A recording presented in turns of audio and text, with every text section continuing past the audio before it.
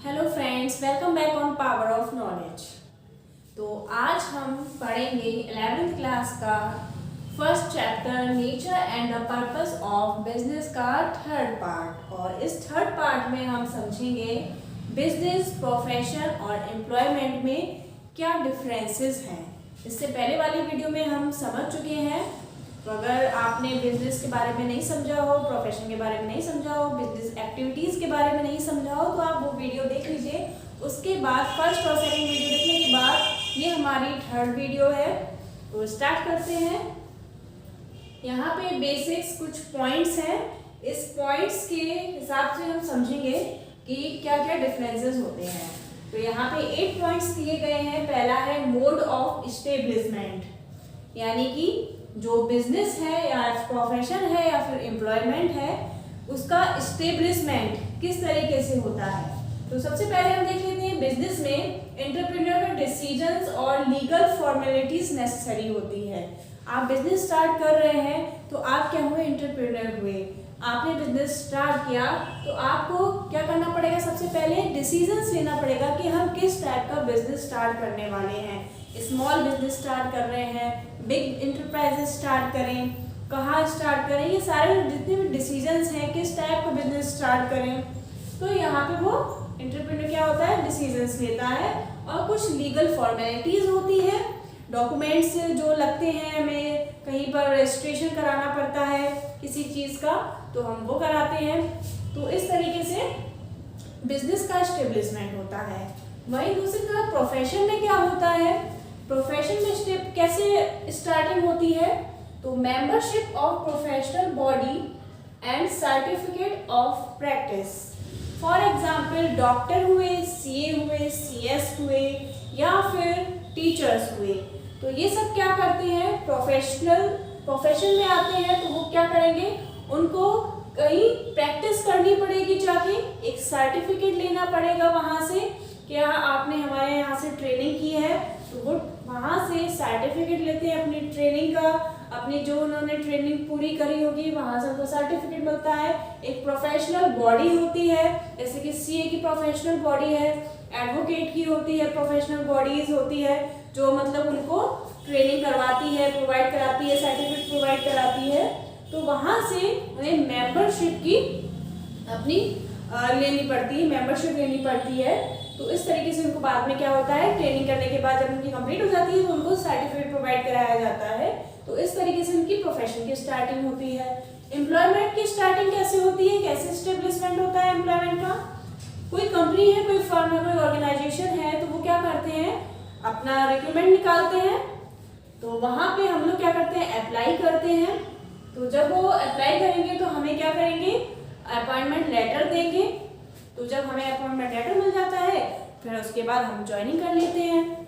तो इस तरीके से एम्प्लॉयमेंट, जैसे कि आप कोई आपका इंडस्ट्रीज है, बड़ी बड़ी फैक्ट्रीज है, कोई बड़ी फर्म है, वहाँ पे क्या होते हैं, एम्प्लॉयर्स होते हैं, बॉस होते हैं।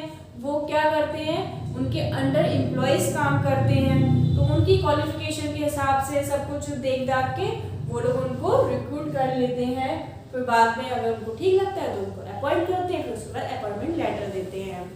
सेकंड पॉइंट आ जाता है नेचर ऑफ वर्क, किस टाइप का वर्क होता है, नेचर क्या है, क्या काम करना पड़ता है बिजनेस में, प्रोफेशन में और एम्प्लॉयमेंट में किस टाइप का काम होता है। बिजनेस में देख लेते हैं provision of goods and services to public. यहाँ पे क्या होता है, हमें डील करना पड़ता है गुड्स के साथ और सर्विसेज के साथ पब्लिक के लिए। पब्लिक को हमें सामान को, गुड्स को या सर्विस को प्रोवाइड कराते हैं, उसके बदले में पब्लिक क्या करती है, हमें मनी देती है, हमसे गुड्स खरीदेगी। जैसे कि हम बिजनेसमैन हुए तो हम क्या करेंगे, गुड्स को सेल करेंगे, परचेज करके भी सेल कर सकते हैं, प्रोडक्शन करके भी सेल कर सकते हैं। तो कस्टमर्स जो होंगे हमसे गुड्स खरीदेंगे, या फिर हम सर्विस प्रोवाइड कराएंगे, लाइक इलेक्ट्रिसिटी की सर्विस, ट्रांसपोर्टेशन की, कम्युनिकेशन की, बहुत सारी सर्विसेज होती हैं, प्रोवाइड करा रहे हैं। कुछ हम अपना जैसे कि वाटर सप्लाई है, इलेक्ट्रिसिटी है, ये सारी सर्विसेज के अंदर आती है, ट्रांसपोर्टेशन वगैरह। तो यहाँ पे क्या हो रहा है, गुड्स और सर्विस के साथ हम डील करते हैं। तो बिजनेस में गुड्स और सर्विस के साथ डील्स करना ही हमें इसके अंदर आता है, बिजनेस के अंदर आता है, हम लोग पब्लिक को प्रोवाइड कराते हैं। वहीं दूसरी तरफ प्रोफेशन में देख लेते हैं किस तरह से काम करते हैं। नेचर ऑफ वर्क क्या होता है, पर्सनलाइज्ड एक्सपर्ट सर्विसेज, यानी कि जैसे कि आपका डॉक्टर है, सीए है, तो ये लोग क्या करते हैं, आपको ये एक्सपर्ट होते हैं उस चीज़ के, तो आप उनके पास जाते हैं, उनसे राय लेते हैं, वो लोग आपको राय देते हैं कि आपको ये करना चाहिए। लाइक आप लोग बीमार पड़ गए तो आप डॉक्टर के पास जाएंगे, तो उनसे कंसल्ट करेंगे, तो उनको अपना बताएंगे कि आपको किस तरह से कैसे बीमार हुए, क्या लग रहा है आपको, कैसे क्या, तो डॉक्टर जो है आपकी प्रॉब्लम को डायग्नोज करेगा, उसके हिसाब से आपको मेडिसिन लिखेगा। तो ये सब चीज़ प्रोफेशन के अंदर आ गया। या फिर प्रोफेशन और एग्जाम्पल जैसे कि ये लॉयर, एडवोकेट, आपको कोई सर्विसेज चाहिए, कौन सी आपको कंसल्ट करना है अपने लॉयर के साथ, तो आप वहाँ पे आप किसके पास जाएंगे, एडवोकेट के पास जाएंगे। एडवोकेट के पास जाएंगे तो आपको कोई प्रॉब्लम आ गई लीगल मैटर पे या क्रिमिनल मैटर पे, कोई प्रॉब्लम है आपके घर में, या फिर आप किसी में फंस गए हो किसी केस वगैरह में, तो आप वहाँ से उनसे राय लेंगे। तो राय लेंगे तो वो आपसे क्या करेंगे, फीस चार्जेस करेंगे। वो भी पॉइंट अभी यहाँ पे आएगा, तो हम समझ लेते हैं। तो यहाँ पे प्रोफेशन में क्या होता है, जितने भी सीए हैं, डॉक्टर्स हैं, सीएस हैं और टीचर्स हैं, ये प्रोफेशन में आते हैं। तो वो आपको क्या प्रोवाइड कराएंगे, अपनी सर्विसेज प्रोवाइड कराएंगे, अपनी एक्सपर्ट, उस चीज़ में वो एक्सपर्ट होते हैं, इसलिए वो आपको अच्छे से राय दे पाएंगे। एम्प्लॉयमेंट आ जाता है। एम्प्लॉयमेंट में हम बता रहे हैं कि सर्विस कॉन्ट्रैक्ट, यहाँ पे क्या होता है, मान लीजिए आप किसी कंपनी में काम करने गए, तो वहाँ पे आपको आप एम्प्लॉयज हो, एम्प्लॉयर ने क्या किया, आपको वहाँ पे रखा कंपनी में, आपने काम किया कंपनी में, तो वहाँ पे वो सर्विस का एक कॉन्ट्रैक्ट करवा लेते हैं कि आप हमारे यहाँ इतने से पहले, बहुत सी कंपनियाँ होती हैं आपको कॉन्ट्रैक्ट करा लेती हैं, इतने दिन इतने साल से पहले आप हमारे यहाँ नहीं छोड़ सकते हैं, ये कंडीशंस है हमारी। अपॉइंटमेंट लेटर जब आपको देते हैं तो अपॉइंटमेंट लेटर में सारी टर्म्स एंड कंडीशंस होती हैं कि हमारी कंपनी क्या है, किस चीज़ की है, आप इतने साल से पहले हमारी कंपनी को नहीं छोड़ सकते हैं, हमारी कुछ टर्म्स एंड कंडीशंस होती हैं। तो वो सब पढ़कर ही एम्प्लॉयज़ जो होते हैं वहाँ पे इस कंपनी में काम करने के लिए जाते हैं। और भी बहुत सी फैसिलिटीज़ वो बताते हैं अपने अपॉइंटमेंट लेटर में, उनका जो होता है लेटर साथ में देते हैं कि हमारे ये फैसिलिटीज़ हम प्रोवाइड कराएंगे आपको, अगर आप हमारी कंपनी में आते हैं, कंपनी में वर्क करते हैं, तो ये कॉन्ट्रैक्ट वो साइन करते हैं। उसके बाद हमारा थर्ड पॉइंट आ जाता है क्वालिफिकेशंस। क्वालिफिकेशंस यहाँ पे बिजनेस में, अगर आप बिजनेस स्टार्ट करने जा रहे हैं तो आपको कुछ क्वालिफिकेशन की ज़रूरत है, बहुत ही मिनिमम क्वालिफिकेशन की ज़रूरत है, या फिर ना के बराबर, जरूरी नहीं है। आप जिस चीज़ का बिजनेस करने जा रहे हैं, आपको जरूरी नहीं है कि आप पढ़े लिखे हो। हाँ, इतना पढ़े लिखे हो कि समझ सकते हैं कि क्या चीज़ सही है, क्या चीज़ गलत है, और रुपए पैसे से लेन देन जो है वो आप समझ सकते हैं, लेकिन बहुत ही हाई डिग्री की ज़रूरत है वो नहीं है, क्योंकि हम बिजनेस कर रहे हैं, हमें तो गुड्स और सर्विस को डील करना है, हमें कोई सामान बेचना है, बस सामान बेचना है और प्रॉफिट कमाना है। तो यहाँ पे कुछ ऐसा नहीं है कि बहुत ही ज़्यादा क्वालिफिकेशन की जरूरत हो, बहुत ही मिनिमम क्वालिफिकेशन, नो या फिर मिनिमम क्वालिफिकेशन हो तो भी बिजनेस हम कर सकते हैं आसानी से। अब यहाँ पे आ जाता है क्वालिफिकेशन। प्रोफेशन में क्या होगा, क्वालिफिकेशन होगी, एक्सपर्टाइज्ड होगी और training in specific field prescribed by professional body. जैसे कि आप एडवोकेट हैं तो आप बार काउंसिल में एक बॉडी है जो ये सब लीगल मैटर पे ये सब आपका प्रोवाइड कराती है फैसिलिटीज़ वगैरह, एक प्रोफेशनल बॉडी है। तो आप वहाँ से आपको ट्रेनिंग मिलेगी। उसके बाद आपका ऐसा नहीं होगा कि आपने LLB या कर लिया, LLM कर लिया, उसके बाद आप जो है फुल्ली बन गए हैं एडवोकेट, ऐसा नहीं है। वहाँ से आपकी बहुत सी चीज़ें होती हैं, आपको क्वालिफिकेशन आपकी होने के बाद आपको वहाँ से ट्रेनिंग दी जाएगी, आप ट्रेनिंग करेंगे, एक एक्सपर्ट बनाया जाएगा आपको उस फील्ड में। तो यहाँ पे क्या होता है, हमने जैसे कि यहाँ पे देखा था ये मिनिमम क्वालिफिकेशन जरूरत होती है, तो यहाँ पर ज़्यादा क्वालिफिकेशन चाहिए ही चाहिए। आप सीए बनने जा रहे हैं तो सीए में क्वालिफिकेशन चाहिए, आप डॉक्टर बनने जा रहे हैं तो आपको उस चीज़ में, उस फील्ड में बहुत ही ज़्यादा नॉलेज होनी चाहिए ताकि आप अच्छे से डॉक्टर बन पाएंगे। आप टीचर बनने जा रहे हैं तो आप उस सब्जेक्ट में आपका इतना बड़ा अच्छा कमांड होना चाहिए कि आप अच्छे से उस सब्जेक्ट को पढ़ा सके। नॉलेज ही नहीं होगी आपको तो आप कैसे डॉक्टर कैसे हो पाएंगे, कैसे एडवाइस देंगे अपने पेशेंट को, कैसे आप डील कर पाएंगे। अगर आप सीए अच्छे नहीं होंगे तो आप कैसे अपने क्लाइंट से अच्छे से डील कर पाएंगे। एडवोकेट नहीं होंगे आप अच्छे से, अच्छी क्वालिफिकेशन आपकी नहीं होगी, कोई नॉलेज नहीं होगी, तो आप कैसे अपने कस्टमर को, क्लाइंट को डील करेंगे। तो यहाँ पे बहुत ही जरूरी है कि क्वालिफिकेशन अच्छे से होना, अच्छे से हमारी ट्रेनिंग होना। उसके बाद एम्प्लॉयज में आ जाता है एज पर एम्प्लॉयर। यहाँ पे बड़ी बड़ी कंपनी या फर्म्स, ऑर्गेनाइजेशन है, वो अपनी ज़रूरत के हिसाब से अपने उनके अंदर जैसे वैकेंसी निकलती है तो वो देखती है कि किस चीज़ की वैकेंसी है, और अगर जैसे कंप्यूटर ऑपरेटर की वैकेंसी है तो हमें किस टाइप का बंदा चाहिए, किस टाइप का एम्प्लॉयर चाहिए जो कंप्यूटर को अच्छे से हैंडल कर पाए। कंप्यूटर चलाना तो जानता हो, कंप्यूटर में बहुत सी अच्छी चीज़ें जानता हो, कंप्यूटर से रिलेटेड उसके पास क्वालिफिकेशंस हो, कंप्यूटर से रिलेटेड डिप्लोमा हो, कोर्स किया हो उसने, तो उससे रिलेटेड होना चाहिए। तो यहाँ पे एम्प्लॉयर पर निर्भर करता है कि वो किस टाइप का एम्प्लॉयज अपनी कंपनी में रखना चाहता है और उसकी क्वालिफिकेशन क्या होनी चाहिए। हम डिसाइड करेंगे, जैसे कि हमारी फर्म में तो हम डिसाइड करेंगे कि किस क्वालिफिकेशन के हिसाब से हमारे यहाँ जॉब खाली है, तो उसी हिसाब से हम अपने यहाँ एम्प्लॉयज को अपॉइंट करें। फोर्थ पॉइंट आ गया हमारा रिवार्ड एंड रिटर्न। तो बिजनेस में हम बात करें प्रॉफिट अर्न, रिवार्ड और या फिर रिटर्न्स हमें बिजनेस में कैसे मिलता है, बिजनेस में हमें फायदा कैसे होता है, प्रॉफिट कमाकर।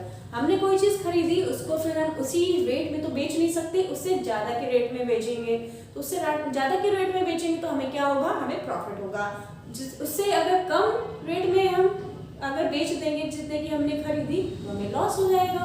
तो यहाँ पे जरूरी होता है बिजनेस में प्रॉफिट कमाना। Profit is the main motive of the business. अब प्रोफेशन में हम देख लेंगे कैसे हम अपनी लाइवलीहुड अर्न करते हैं। तो प्रोफेशनल फीस से, डॉक्टर है, एडवोकेट है, लॉयर है, आप उनको क्या देते हैं, आप उनको फीस देते हैं। वो अपना प्रॉफिट कैसे कमाते हैं, कोई चीज़ बेचते तो है नहीं, आपको वो सर्विस प्रोवाइड कराते हैं, आपको कंसल्ट देते हैं, आप उनसे कंसल्ट करते हैं कोई भी चीज़, तो वो आपको उस चीज़ के लिए फीस देते हैं। पेशेंट होते हैं, आप डॉक्टर के पास जाते हैं, वो आप क्या देते हैं डॉक्टर को, डॉक्टर की फीस देते हैं, उनकी जो कंसल्टेंसी फीस होती है, जो चार्ज वो लेते हैं सभी से, वो आप देते हैं। तो यहाँ पर फीस हो गई, बिजनेस में हो गया प्रॉफिट। और एम्प्लॉयमेंट में क्या चीज़ हो गई हमारी, सैलरी और वेजेस।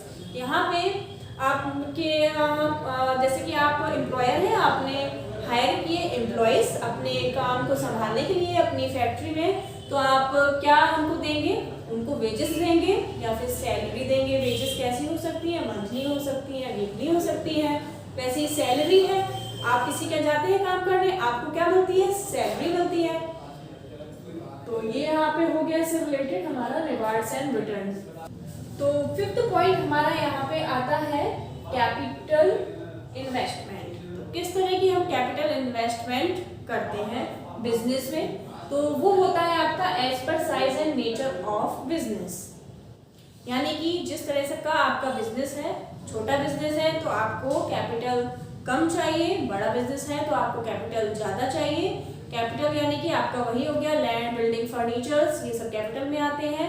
अगर आपने अकाउंटेंसी पढ़ी होगी तो यहाँ पर जिस हिसाब से आप बिजनेस खोलना चाहते हैं, जिस चीज़ का बिजनेस खोलना चाहते हैं, उससे रिलेटेड आप कैपिटल्स उसमें लगाएंगे।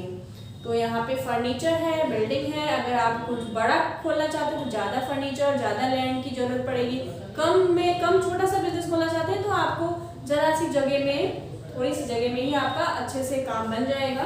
तो हम अपने उसके अकॉर्डिंग देख लेंगे कि हमें बड़ा बिजनेस खोलना है, छोटा बिजनेस खोलना है, उस हिसाब से हम कैपिटल को लगाएंगे। दूसरी तरफ प्रोफेशन में क्या आ जाता है हमारा, लिमिटेड कैपिटल नीडेड। यहाँ पे हमें ज़्यादा कैपिटल की जरूरत नहीं पड़ती है, क्योंकि जैसे कि डॉक्टर है, डॉक्टर को अपनी क्लिनिक खोलना है तो एक बार वो इन्वेस्टमेंट करेंगे, अपना क्लिनिक का जितना भी सामान होता है वो उसको परचेज कर लेंगे, फिर उनका क्लिनिक बन जाएगा।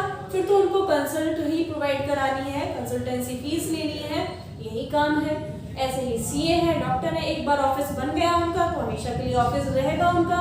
अब एक्स्ट्रा छोटी मोटी चीजें वो जो है वो पेपर, जैसे पेपर हुआ, पेन हुआ, ये सब खरीदते रहेंगे। और जितना भी आपका एक बार जो है सिस्टम बन गया, आपका ऑफिस बन गया, तो उसमें वो अपने काम करते रहेंगे। तो कैपिटल की यहाँ पे ज़्यादा जरूरत पड़ेगी नहीं, एक बार ही पड़ेगी, है ना। और फिर जो आपका बन जाएगा तो लिमिटेड कैपिटल नीडेड। और एम्प्लॉयमेंट में क्या होगा आपका, नो कैपिटल नीडेड। यहाँ पे आप क्या कर रहे हो, किसी दूसरी कंपनी में, दूसरी ऑर्गेनाइजेशन, दूसरी फर्म में जा रहे हो, तो आपको खुद तो कुछ करना नहीं है, खुद तो कुछ खरीदना नहीं है, कैपिटल खुद को तो कुछ कैपिटल खरीदना नहीं है। जैसे कि फर्नीचर खरीद लिया आपने, इस तरह फर्नीचर लेके तो जाएंगे नहीं ना, तो फर्नीचर तो वहीं से मिलेगा हमें, अपने जहाँ पे हम ऑफिस में वर्क कर रहे होंगे, फैक्ट्री में वर्क कर रहे होंगे, वहीं वो लोग प्रोवाइड कराएंगे सारी चीज़ें, हम उनके यहाँ जाकर काम करेंगे, अपने साथ तो लेके नहीं जाएंगे ना कोई चीज़। तो ये हो गया हमारा कैपिटल का पूरा कैपिटल इन्वेस्टमेंट। अब नेक्स्ट आता है हमारा 6 पॉइंट रिस्क। तो प्रॉफिट में भाई रिस्क है, मतलब बिजनेस में रिस्क है, हाँ है, बिजनेस में रिस्क है। तो यहाँ पे profit are uncertain and irregular risk is present. तो यहाँ पे क्या होगा, आप बिजनेस स्टार्ट कर रहे हैं, तो बिजनेस स्टार्ट करने में आपको ये श्योर नहीं है कि हमारा गुड्स जो है, सर्विस जो है हमारी बिकेगी कि नहीं बिकेगी। हम पहले से फ्यूचर तो नहीं जान सकते कि बिकेगी नहीं बिकेगी। एक रिस्क पर हमने इन्वेस्ट किया, गुड्स को अपने शॉप पे लगाया, और फिर हम बैठे देखते हैं कि कोई ग्राहक, कोई कस्टमर आता है, खरीदता है कि नहीं। भाई कंपटीशन तो बहुत है बिजनेस में, तो रिस्क भी हमें लेनी पड़ती है, रिस्क पे हमें बिजनेस करना पड़ता है ना। लॉस भी हो सकता है, लॉस भी कई तरह के होते हैं, जैसे कि चोरी हो गई, आग लग गई, बाढ़ आ गई, तो हमारा सारा गुड्स बेकार हो जाएगा। तो रिस्क तो बहुत तरह की है। या फिर वो आपसे कोई कस्टमर आपके पास आया ही नहीं, आपने अच्छे से डील किया ही नहीं कस्टमर को, तो यहाँ पे रिस्क भी हो सकती है बिजनेस में। तो प्रोफेशन में क्या होगा, फीस रेगुलर एंड सर्टेन और सम रिस्क, मतलब डॉक्टर्स, लॉयर्स जितने भी होंगे, फीस तो आपसे रेगुलर लेंगे और बहुत ही कम रिस्क है। मान लीजिए इस बहुत कम रिस्क क्यों है, क्योंकि डॉक्टर, लॉयर के पास आप जाते हैं जब, तो वो जो आपको प्रोवाइड कराते हैं सर्विसेज, तो आप उसके लिए उसको फीस देते हैं। और बहुत ही कम चांसेस रिस्क के इसलिए हैं कि जैसे कि आप डॉक्टर के पास गए, है ना, आपने कहा कि डॉक्टर साहब अभी मेरे पास पैसे हैं नहीं, भाई हम बाद में दे देंगे आपको। या फिर आपने सीए से बोला या एडवोकेट से बोला, भाई हम पहले आप अपना काम कर दीजिए, हम दे देंगे। या फिर डॉक्टर ने भी सोचा भाई हम जानते हैं नहीं, बाद में दे देगा, फिर बाद में आपने दिया नहीं। तो बहुत कम ही ऐसा चांसेस होता है जब आप उसको उनको डॉक्टर या लॉयर वगैरह को फीस जो है उनको नहीं प्रोवाइड करवा पाते हैं। या फिर बहुत ही कम चांस होता है क्योंकि उन्हें एक बार इन्वेस्टमेंट तो कर लिया, उन्हें गुड्स तो खरीदना नहीं है, जो उनका जो इन्वेस्टमेंट है जो गुड्स में लगा हो, है ना, और माल बिका नहीं, ऐसा तो कुछ है नहीं, उन्हें तो अपनी सर्विस प्रोवाइड करानी है। तो यहाँ पे रिस्क बहुत ही ज़्यादा कम है। एम्प्लॉयमेंट में क्या होता है, नो रिस्क, यहाँ पे कोई रिस्क का सवाल ही नहीं होता है, क्योंकि आप खुद जा रहे हो, कुछ लेके तो जा नहीं रहे हो, ना ही आपको कुछ इन्वेस्टमेंट करना है, आपको तो उसकी कंपनी में जाना है, काम करना है, और वो आपको दे देंगे सैलरी। तो ये हो गया हमारा रिस्क का पॉइंट कंप्लीट। अब आ जाता है ट्रांसफर ऑफ इंटरेस्ट। यहाँ पे क्या होता है, पॉसिबल विद सम फॉर्मेलिटीज। मान लीजिए आप बिजनेस कर रहे हैं, आप चले गए कहीं, तो आपने वो बिजनेस अपने भाई को दे दिया, अपने पापा को दे दिया संभालने के लिए, तो यहाँ पर ट्रांसफर कर दिया आपने अपना बिजनेस। तो यहाँ है पॉसिबल विद सम फॉर्मेलिटीज, कुछ फॉर्मेलिटीज के साथ हम ट्रांसफर कर सकते हैं अपना बिजनेस। हमारा बिजनेस है, हम कहीं बाहर जा रहे हैं, शिफ्ट हो रहे हैं बाहर, तो हमारा जमा जमाया बिजनेस है, तो हम इस बिजनेस को हमने अपने किसी रिश्तेदार को दे दिया, या किसी नेबर को दे दिया हमने, या फिर अपने फ्रेंड को दे दिया कि भैया तुम संभाल लेना।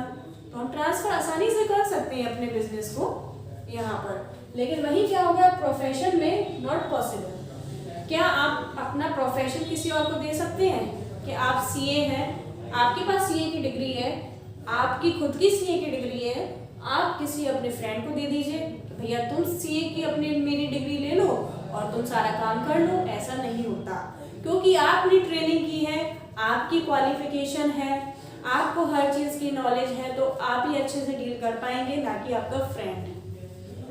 नेक्स्ट आ जाता है हमारा एम्प्लॉयमेंट में। तो एम्प्लॉयमेंट में भी नॉट पॉसिबल नहीं है। क्या आपको जो एम्प्लॉयर ने आपकी क्वालिफिकेशन को देखकर आपको जॉब पे रखा है, तो क्या आप अपनी जगह अपने फ्रेंड को भेज सकते हो क्या? नहीं, क्योंकि आप अपॉइंट हुए हो, ना कि आपका फ्रेंड अपॉइंट हुआ है। तो यहाँ पे भी हमारा क्लियर हो गया पॉइंट। नेक्स्ट पॉइंट आ जाता है कोड ऑफ कंडक्ट। तो कोड ऑफ कंडक्ट में हमारा क्या है, यहाँ पे इसका मतलब होता है कुछ रूल्स और रेगुलेशंस। तो बिजनेस जब हम स्टार्ट करते हैं तो कुछ रूल्स रेगुलेशन ऐसे कोई खास नहीं होते हैं। हम बिजनेस करना चाहते हैं जिस चीज का, हमने गुड्स खरीदे, हमने दूसरे को भेज दिया, बेच दिया, ज्यादा मार्जिन में, ज्यादा प्रॉफिट में, हमें फायदा हो गया। तो यहाँ पे क्या है, no code of conduct any type, मतलब कुछ तरह का कोड ऑफ कंडक्ट नहीं होता है। और यहाँ पे प्रोफेशन में क्या होता है, professional code of conduct must be follow. तो here professional any type of code of conduct is not followed, and here professional code of conduct is must be followed। यहाँ पे प्रोफेशनल कुछ रूल्स रेगुलेशंस होते हैं, वो आपको follow करने ही पड़ते हैं, उनके हिसाब से आपको चलना ही पड़ता है। लॉयर का जो रूल्स रेगुलेशन होते हैं, सीए में होते हैं, आपके डॉक्टर्स में होते हैं, आपको उस रूल्स रेगुलेशन को फॉलो करके ये काम करना पड़ता है। तो यहाँ पे एम्प्लॉयमेंट में क्या होता है, laid down by the employers, laid down by the employers. तो जो एम्प्लॉयर होते हैं वो एम्प्लॉयज के लिए कुछ रूल्स एंड रेगुलेशन को बनाते हैं, उस रूल्स रेगुलेशन के हिसाब से एम्प्लॉयज जो है ऑफिस वगैरह में काम करते हैं। तो यहाँ पे आपको समझ में आ गया, क्लियर हो गया सारी चीज पॉइंट। आप एक बार अगर देखना चाहें तो आप देख सकते हैं इस तरीके से। तो फ्रेंड्स ये तो था हमारा आज का थर्ड पार्ट। तो अब फोर्थ पार्ट जल्दी ही हम बनाएंगे, आने वाला है। आप हमारे चैनल को सब्सक्राइब करके रखिएगा, बेल आइकन को भी प्रेस करके रखिएगा, जिससे आपको सारे नोटिफिकेशन मिलते रहेंगे कि कब जैसे ही नई क्लास आएगी तो आपको बेल आइकन से ये फ़ायदा रहेगा, तो आपको नोटिफिकेशंस मिल जाएगा। तो फ्रेंड्स मिलते हैं नेक्स्ट वीडियो में, तब तक के लिए take care, bye bye and thanks for watching my channel power of knowledge.